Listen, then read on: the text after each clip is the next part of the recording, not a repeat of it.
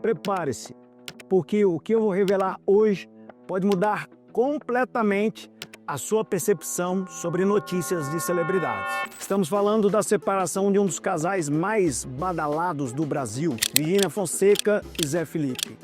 Mas esqueça a fofoca, o drama pessoal. Aqui a conversa é outra. Vamos mergulhar em um tema que poucos ousam tocar: a sofisticada estratégia de blindagem patrimonial que pode estar por trás dessa decisão.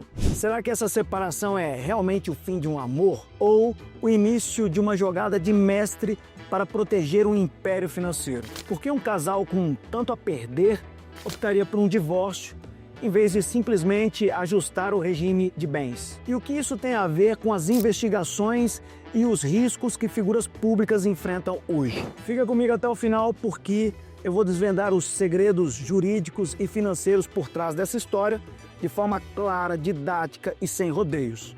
Você vai entender como o mundo das celebridades e o da proteção patrimonial se entrelaçam de maneira que você jamais imaginou. Bora nessa! Antes de aprofundarmos na blindagem, é crucial entender a magnitude do patrimônio de Virgínia Fonseca e Zé Felipe. Nós não estamos falando de um casal comum. Eles são uma verdadeira máquina de fazer dinheiro. Virgínia, com sua legião de seguidores, construiu um império digital que vai muito além das redes sociais. Marcas de cosméticos, produtos infantis, parcerias milionárias e investimentos diversificados.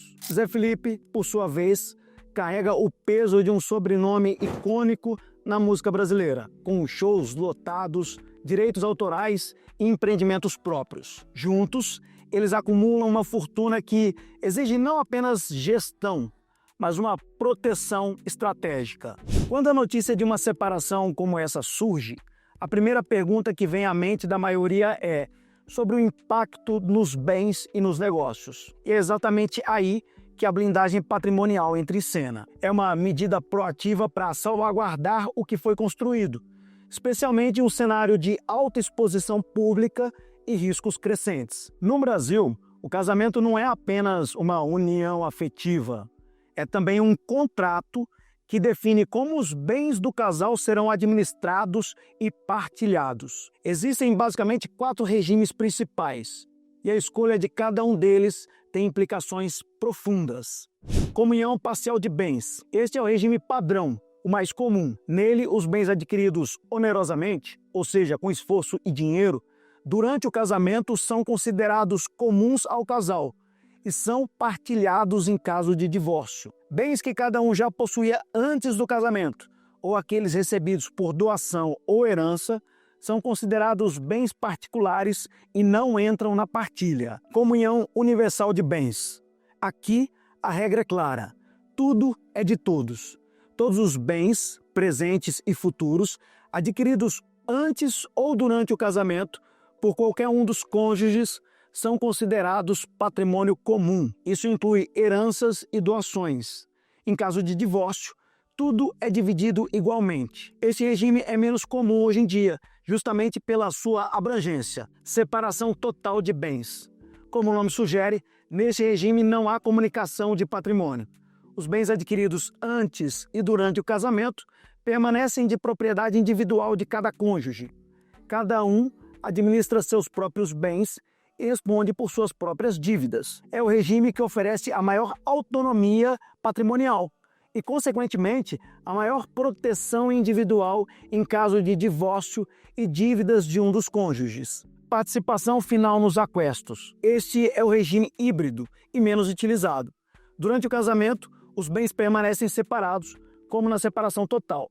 No entanto, em caso de divórcio, os bens adquiridos onerosamente durante a união são partilhados, de forma semelhante à comunhão parcial. É como se fosse uma separação total durante o casamento e uma comunhão parcial no fim. A escolha de um regime de bens é a primeira e mais fundamental camada de proteção patrimonial dentro de um relacionamento. E para casais com um grande patrimônio, essa escolha é estratégica, não apenas romântica. A blindagem patrimonial é o conjunto de estratégias legais que visam proteger os bens de uma pessoa ou família contra riscos de processos judiciais, dívidas, instabilidade econômica ou até mesmo eventos inesperados como um divórcio. Para quem possui um patrimônio significativo, como artistas, empresários e influenciadores, essa proteção não é apenas desejável, mas essencial para a perenidade dos seus negócios e a segurança de suas famílias. As ferramentas de blindagem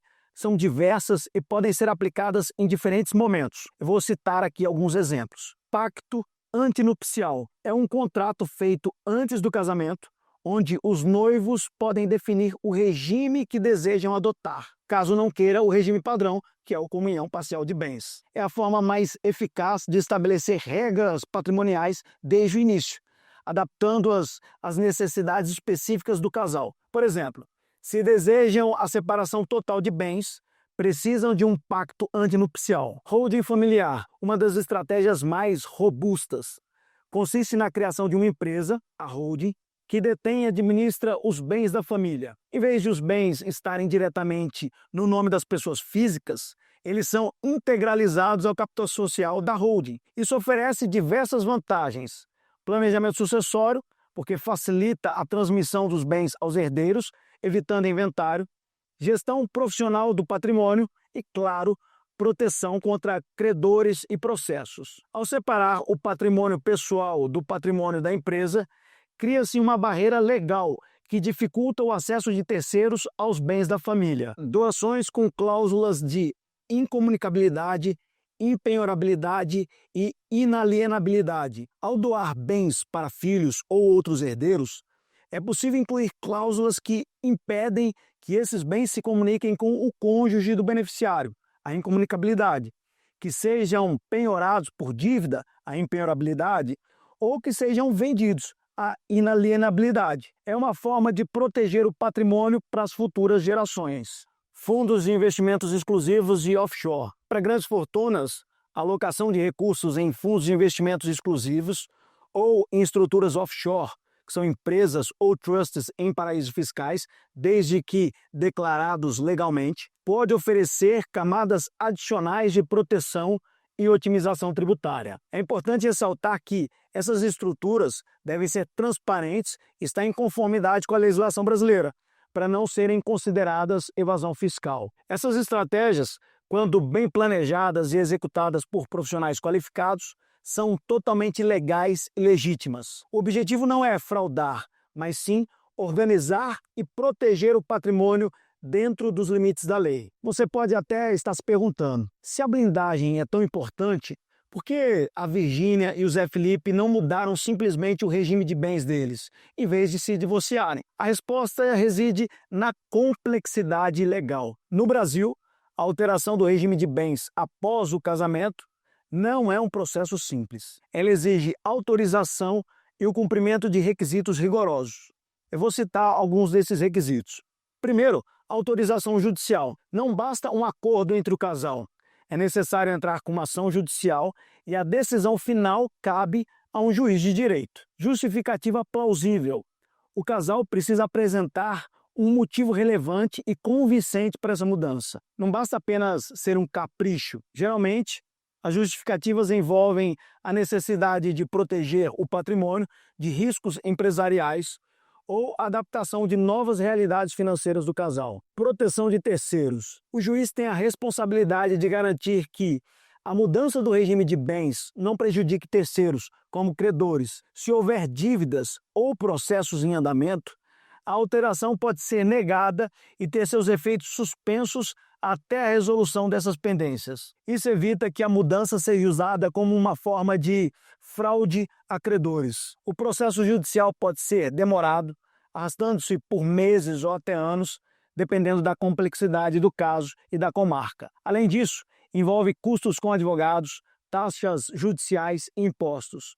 Tudo isso torna a mudança de regime de bens uma opção menos ágil e mais onerosa do que outras estratégias. Essa burocracia e a necessidade de validação judicial tornam a mudança de regime de bens uma alternativa menos atraente para quem busca agilidade e descrição na proteção patrimonial, especialmente em situações de urgência ou alta exposição. E é aqui que chegamos ao ponto central da nossa discussão. Porque o divórcio, que à primeira vista parece ser o oposto da proteção patrimonial, pode se tornar uma ferramenta poderosa de blindagem? A resposta é surpreendente em sua simplicidade e eficácia. O divórcio consensual, especialmente quando realizado em cartório, se não houver filhos menores ou incapazes, é um processo muito mais rápido e direto do que a mudança de regime de bens judicial. Em questão de dias ou semanas, o vínculo matrimonial é desfeito e a partilha de bens pode ser formalizada. Isso oferece uma agilidade crucial em cenários de risco iminente. Com o divórcio, o patrimônio comum é dividido. Uma vez que os bens são partilhados e cada ex-cônjuge se torna único proprietário de sua parte, os riscos e as dívidas de um não afetam mais o patrimônio do outro. Por exemplo, se Virginia enfrenta uma investigação ou um processo e parte de seu patrimônio é transferida legalmente para Zé Felipe no divórcio, essa parte do patrimônio Zé Felipe estará protegida de eventuais bloqueios ou confiscos que recaiam sobre Virginia. Essa é a cereja do bolo da blindagem patrimonial para celebridades. Muitos casais com patrimônio elevado optam por se divorciar legalmente, mas continuam juntos na prática, mantendo a convivência afetiva e familiar. Para o público, pode parecer uma separação real, mas juridicamente o patrimônio está segregado. Isso permite que eles continuem a construir suas vidas e carreiras juntos, enquanto seus bens estão protegidos individualmente. É uma estratégia que equilibra a vida pessoal com a segurança financeira, sem a necessidade de expor os detalhes de uma reestruturação patrimonial complexa. É fundamental ressaltar que essa estratégia é legal, desde que o divórcio seja de fato e a partilha de bens seja real, e não uma simulação para fraudar credores. A intenção não é enganar, mas sim otimizar a proteção dentro dos limites da lei. Embora não tenhamos a confirmação oficial sobre os motivos da suposta separação de Virginia e Zé Felipe, podemos analisar os cenários à luz das estratégias de blindagem patrimonial. É possível que essa decisão seja uma jogada calculada para as seguintes coisas: dividir e proteger o patrimônio acumulado. A partilha dos bens no divórcio permitiria que cada um se tornasse o único titular de uma parte significativa da fortuna. Isso isolaria o patrimônio de um dos cônjuges de eventuais riscos ou processos que o outro possa enfrentar. Por exemplo, se Virginia está sob investigação da CPI das Bets, como noticiado, a transferência de parte dos bens para Zé Felipe no divórcio poderia proteger essa parte de um possível bloqueio judicial, prevenir riscos fiscais e jurídicos futuros. Ao separar o patrimônio, eles poderiam se proteger mutuamente de futuras dívidas, processos ou autuações fiscais. Se um dos dois contrair uma dívida vultuosa ou for alvo de uma nova investigação, o patrimônio do outro estaria, em tese, mais seguro. Evitar a partilha de ganhos futuros. Com o divórcio, os bens que cada um adquirir a partir daquele momento não se comunicarão mais, mesmo que continuem juntos na prática. Isso significa que os ganhos futuros de Virginia com suas empresas ou de Zé Felipe com a sua carreira musical seriam exclusivamente deles, sem a necessidade de uma partilha de um eventual novo divórcio. Manter a relação pessoal com o patrimônio separado. Com o divórcio no papel, permite que o casal continue a viver sua vida afetiva e familiar normalmente, sem que o público perceba essa mudança. A separação é apenas jurídica, visando a proteção financeira, enquanto a união pessoal permanece intacta. É uma forma de ter o melhor dos dois mundos, segurança patrimonial e estabilidade familiar. É importante frisar que essa é uma análise baseada em informações públicas e na lógica da blindagem patrimonial. A realidade do casal pode ser diferente, mas a hipótese de uma estratégia de proteção é bastante plausível, dado o volume de seus negócios e a exposição que ambos possuem. Os limites da legalidade e os riscos de fraude. É crucial entender que a blindagem patrimonial, para ser eficaz e legal, deve ser feita com total transparência e dentro dos limites da lei. O objetivo é organizar e proteger o patrimônio, não esconder ou fraudar credores. Existem linhas tênues que, se cruzadas, podem transformar uma estratégia legítima em um ato ilícito. Se a blindagem for realizada com intenção comprovada de lesar credores, ou seja, de impedir que eles recebam o que lhes é devido, ela pode ser anulada pela justiça. Isso significa que os bens protegidos podem ser alcançados pelos credores e os responsáveis podem enfrentar consequências legais, incluindo multas e até processos criminais. Simulação. Se o divórcio ou a transferência de bens for apenas uma simulação, sem que haja uma real intenção de separar o patrimônio, a justiça pode desconsiderar essa manobra. A simulação ocorre quando as partes criam uma aparência de negócio jurídico que não corresponde à realidade, com o objetivo de enganar terceiros. Sonegação fiscal. Estratégias de blindagem que visam a sonegação de impostos, como a não declaração de bens ou a criação de estruturas offshore ilegais, são crimes que podem resultar em pesadas multas, prisão e confisco de bens. A legalidade da blindagem está diretamente ligada à sua conformidade com as leis tributárias. Por isso, a blindagem patrimonial deve ser sempre conduzida por advogados e consultores financeiros especializados, que garantam que todas as etapas estejam dentro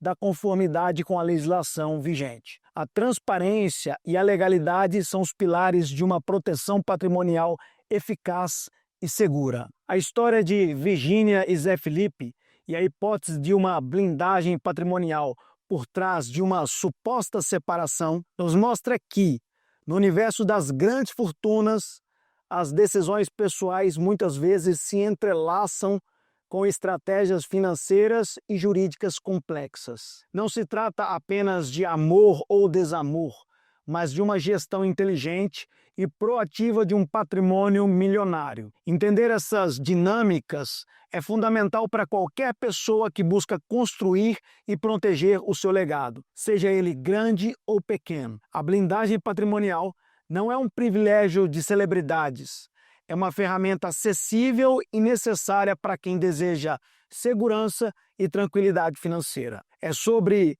planejar, antecipar riscos e tomar decisões informadas para o futuro. Virginia e Zé Felipe talvez estejam nos mostrando, sem querer, uma das lições mais importantes do planejamento financeiro moderno. Amor e patrimônio devem andar juntos, mas não misturados. E você, já conversou com seu cônjuge sobre isso? Já tem um pacto? Já pensou em como proteger sua família, seus bens e sua paz lá na frente? Se ainda não, esse é o momento. Aqui no meu canal, a gente não fala só de dinheiro, a gente cuida do que realmente importa, o seu legado. E para te ajudar a dar o primeiro passo com segurança, nosso time de consultores está oferecendo uma análise de carteira 100% gratuita. É uma conversa sem compromisso, mas com o potencial de transformar o futuro da sua família. Quer saber como proteger, crescer e blindar o seu patrimônio? Clica no link na descrição e agenda agora. A inteligência financeira começa com atitude.